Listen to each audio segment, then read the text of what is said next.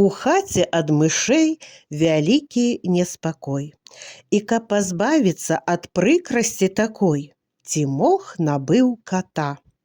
Каток удаўся любата, вясёлы, жвавы да падкі.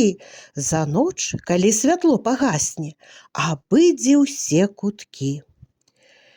Як толькі мыш дзе шасне, ён тут як тут, і мышцы той капут у вострых кіпцюрах.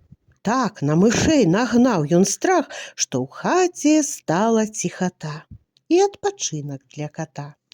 Ад Цімаха кату пашана, ад гаспадыні ласка.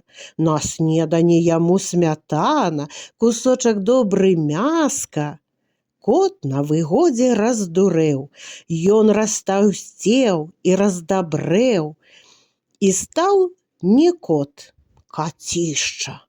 Яму ўжо цяжка ўзлезці на гарышча.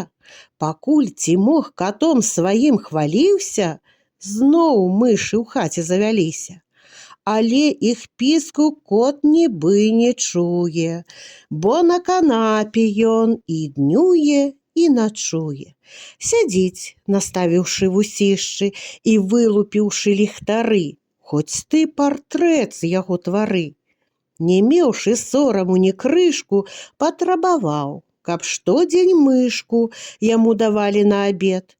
Каб з'еўшы, ён з прыемнасцю ўявіў, што сам яе злавіў.